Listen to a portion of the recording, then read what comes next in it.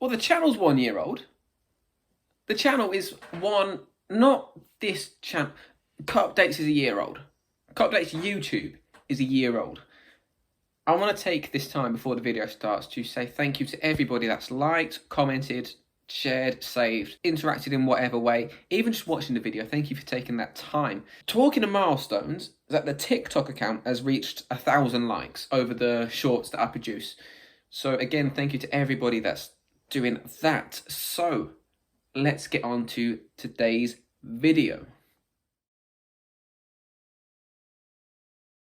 We need a way of fixing this car. Because coming to Talladega, right, you've got a reputation. Earnhardt's 18th to 1st move, something you'd see in a league race. The tandem draft, something we've missed. The car is too draggy, and the car has not got enough horsepower to a point. I mean, this race was better, don't get me wrong. It had a lot of three-wide action, a lot of multi-lane racing, but I don't know, it's... I'm obviously not an expert in this field, but I don't know what we could be doing to improve it. Hey there, folks. Thank you once again for joining us for a new episode of NASCAR Cup Dates. And we're on to the Talladega episode. This is a track that has been virtually dominated by the Earnhardt family throughout its history. Where Dale Sr. has had 9 wins at this track. Let that sink in. 9 of them. That is an astronomical number. Not to mention his son Dale Jr.'s dominance here. At one point, Dale Jr. had won 4 races in a row. That is absolutely outstanding for any driver to win 4 races at one track, back to back to back to back. Other drivers include over the years your Jeff Gordons, obviously I have to say Mark Martin, every chance I get, Sterling Marlin. And let's not forget Brian Vickers got it done here in the past. That's a quick brief rundown of the history of this track and some of its previous winners. Now we're on to this week. And Talladega was exactly what we expected it to be.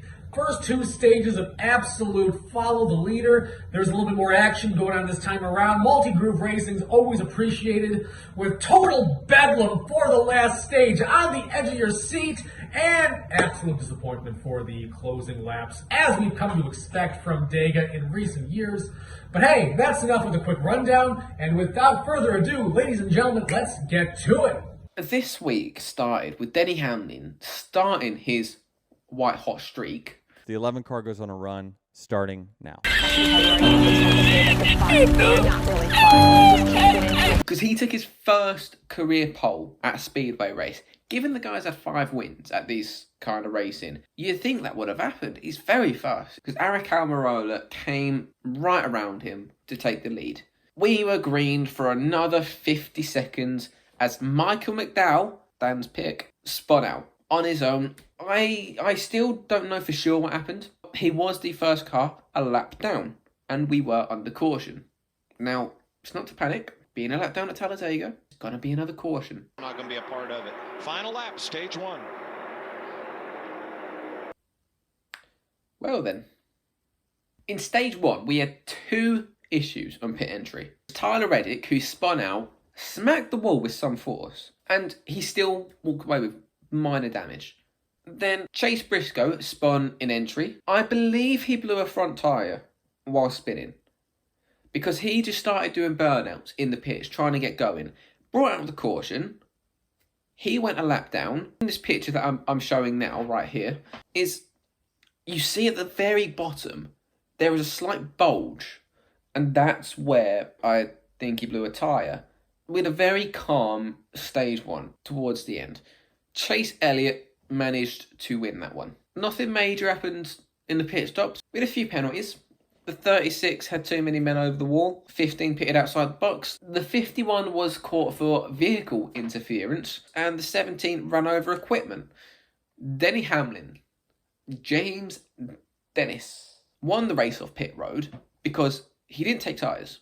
Doing this, he managed to gain 18 positions. It's important to note, actually, that Kevin Harvick made his 800th career start. At the end of this season, should he make every single race, doesn't get concussed or anything, he has the chance to pass Darrell Waltrip for 8th all-time on that list. He managed to help Denny Hamlin get clear of Justin Haley and then managed to take the lead for himself.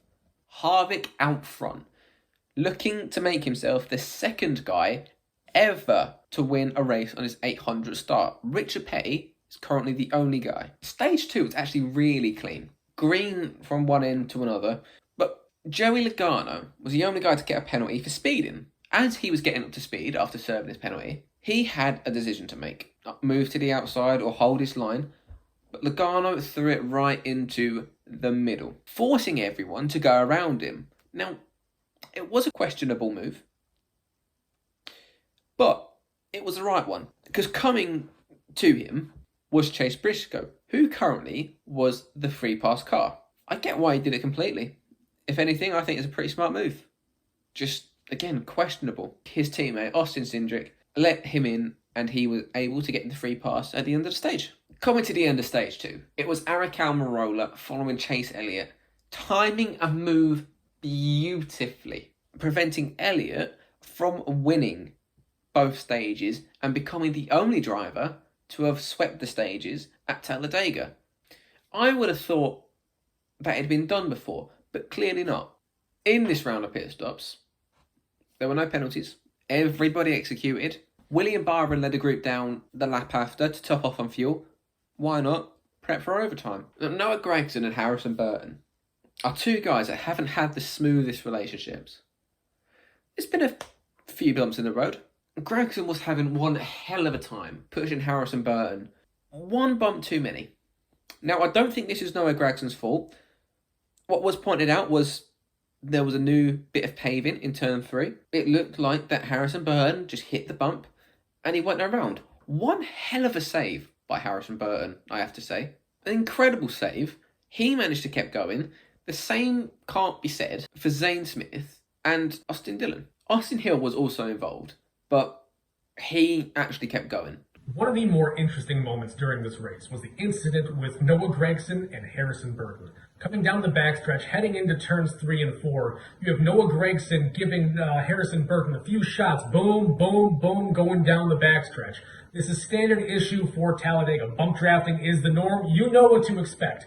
However, it seemed he gave him a slightly improper shove going into the corner. Maybe it was Noah Gregson's fault. Maybe he hit him wrong. Maybe Harrison Burton wasn't expecting the bump or just took it weird. Harrison Burton turns sideways and goes below the yellow line completely sideways. This is where things get interesting to me.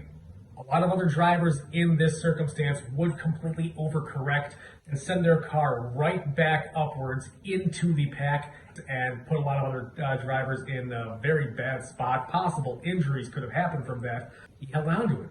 He kept that thing going, Tokyo Drift style, sliding through that corner, and he kept his race going. It's a terrible situation what happened to him, but by all accounts, he did everything perfectly. You cannot handle that situation better than Harrison Burton did. I thought it was an impressive piece of driving, and I'm looking forward to seeing what this kid can do in the future. So everybody pits, tops off fuel, executes perfectly. Again, no penalties. It looks like it's going to go green until the end.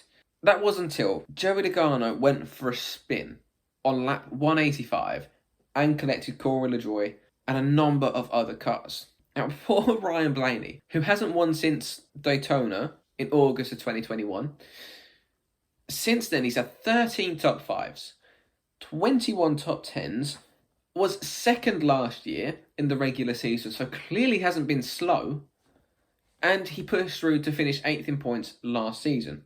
He obviously was hungry for his first win in the next gen era. Fuel was tight. Noah Gragson was obviously hungry for his first win. On one hand, you had a guy wanting to break a winless streak. On the other, you had Noah Gragson. Almirola, right behind Ryan Blaney, an experienced veteran, knows what he's doing. Behind Noah, you had Ross, a wrecking ball, will do whatever it takes to win a race. Oh, there it is, Chastain. Push comes to shove and Gregson's in the wall. Oh yes, seems we can't go a race without talking about what Ross did. Noah Gragson is my second driver in this field. Oh, I made a prediction that Noah Gragson would be getting top 5s at speedway races. That was so painful to watch. It's painful for me to watch as a fan. Even more so for Ryan Preece, who ploughed straight into the side of Kyle Larson. Right, I have to preface this by saying, I don't know if this was Ross's fault exactly, because Larson was pushing him, was very close behind him as well. So I don't know if there's much he could have done. We're going into the final restart. Ross Chastain, Kevin Harvick, Denny Hamlin, and Justin Haley all had to pit to top off their cars. They were also going to be joined by Kyle Busch. Ryan Blaney leads a restart. Kyle Busch on his outside. Blaney loses the lead instantly. Wallace pulls a triple block, ends up wrecking himself. Blaney manages to get around, but Kyle Busch is now leading. This is the most important race of the day because we didn't know if Kyle was going to make it around with fuel. Him and Blaney both had to tiptoe because fuel conservation was at its highest. But for the first time in 13 years, it was Kyle Busch coming home to win at Talladega. Wasn't Lando Norris, wasn't Oscar Piastri, it was Kyle Busch winning with McLaren, albeit a different part of McLaren, but it doesn't matter, okay? At the end of it, obviously Bubba Wallace was frustrated with it all and how it ended. He had a shot to win, it's understandable. But he threw the most childish temper tantrum I'd ever seen out of a grown adult. You throw that Hans device to the ground, Bubba. I respect how childish that was. Throw the Hans device to the ground, my guy. Now it's time for Dan Strong Opinions. Now that is all said and done, now we're on to my personal favorite bit, Dan Strong Opinions. And what strong opinions do I have this week? Well, I personally believe that superspeedway racing has lost its luster for a lot of fans. Over the years, superspeedway racing is some of the most I look forward to, but I'm consistently disappointed by. Daytona 500 is a spectacle. Every year I get excited about this race because Daytona means a lot to me. I've talked about it in the past, and I'll always look forward to this race. The night race at Daytona is always fun, but usually ends in disappointment. And Talladega is, as we saw today, almost every time. I don't think that we can ever do away with superspeedway racing. It's a staple for NASCAR. But that being said, I don't think we can really expand on it too much more than we have. The only thing we can do to fix superspeedway racing is change the cars on track. If you were to go back and look at superspeedway racing in the 90s, you would see a completely different style of racing. There really wasn't much pack racing. But nowadays, it's always the pack. It's always the big one. And it's more disappointing more often than it's exciting. At the end of the day, I think superspeedway racing is what it is. It's not going anywhere, but I don't think we can ever have any more of it than what we have. These are my opinions, and I'm sticking to them. Moving on to picks. And Dan picked Michael McDowell. Ask me how you are, you just have to say that you're fine. You're not really fine. You just can't get into it. So I won again. I'm on a back-to-back streak. It's 7-3. I'm on it. You ever seen that meme of the guy on the podium celebrating with his medal, taking champagne? That's me. Yeah, Dan went on 5 in a row. He's still winning picks, but we move. Now we're picking for Dover. And I look back to Dover last year. The guy that was running in third, very strong, was Martin Truex Jr. until Ross happened. Then we move on to Nashville, a very similar surfaced track where Martin Truex Jr. again running very well. Just a strategy call caught him out, and he was not able to recover as well as he'd been running. Finished mid-pack. We then look at Bristol. That is the third track that completes that group of concrete racetracks. Mechanical issues take him out, but again, Bristol's not really a strong place for Martin. Runs well, doesn't get the finishes. He's had 3 wins at Dover already. I have a strong feeling he can make that 4. You're now on to my pick for this week, and Michael McDowell let me down just as much as his tire let him down on lap 3. That hurt bad. But, okay, so we're on to Dover, and I always like shooting from the hip with a lot of these drivers. You can always pick the best driver easily, But who else do I think is going to be someone to watch out for? My pick going into this week is Joey Logano. He has looked incredibly strong this year.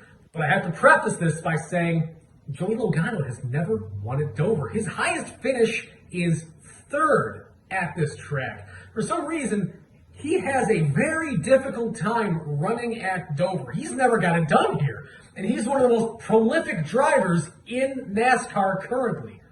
I believe wholeheartedly that Joey Logano is going to get it done this week. He is going to get his very first win at Dover in his 22 car.